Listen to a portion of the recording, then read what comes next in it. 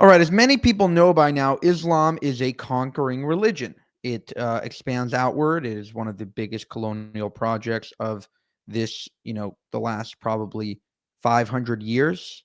Dr. Jordan B. Peterson did an interview with Mohamed Hijab, an Islamist, a self-proclaimed Islamist, and just check out what happens at the end here.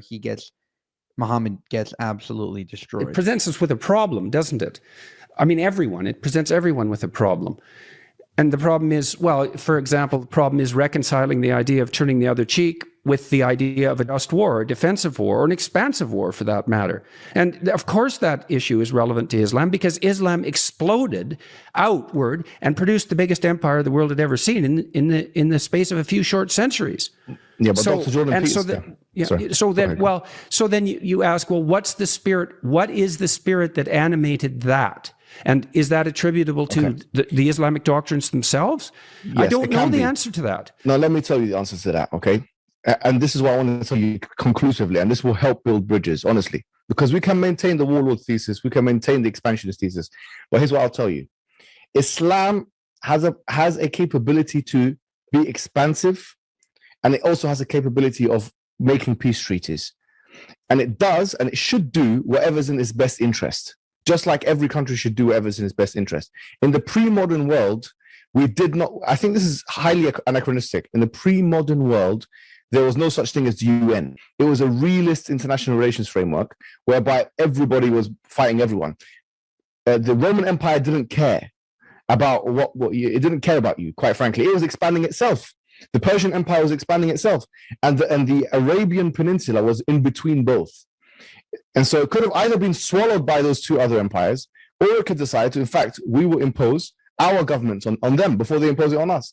And it decided the former rather than the latter. It decided to expand. And in fact, the Prophet, in his weakest of times, he predicted that would happen.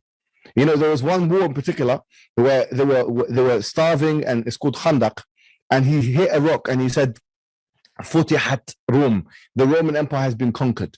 He hit a rock again. He said, Futihat Faris, that the Persian Empire has been conquered. And then he knocked the rock again. He said this in his weakest moment. He said that the Yemen has been conquered.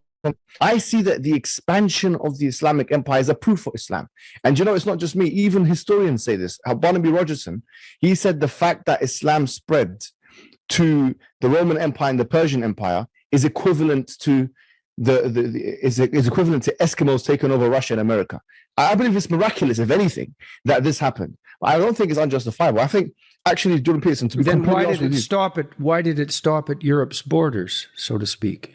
If it was a miraculous expansion, it stopped out because of it wasn't successful there. It wasn't. It stopped where it couldn't go further.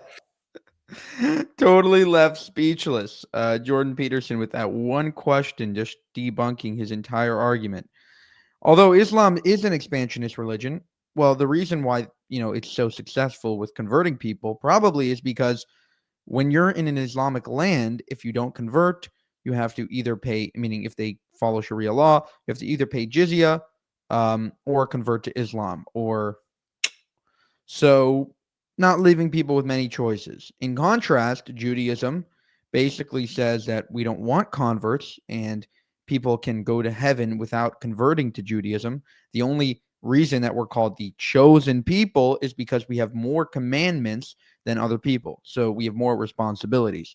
But, in difference to Christianity and Islam, Judaism actually doesn't want converts. They don't want people to convert because, again, it's not necessary. You can still be seen as a great person without being Jewish.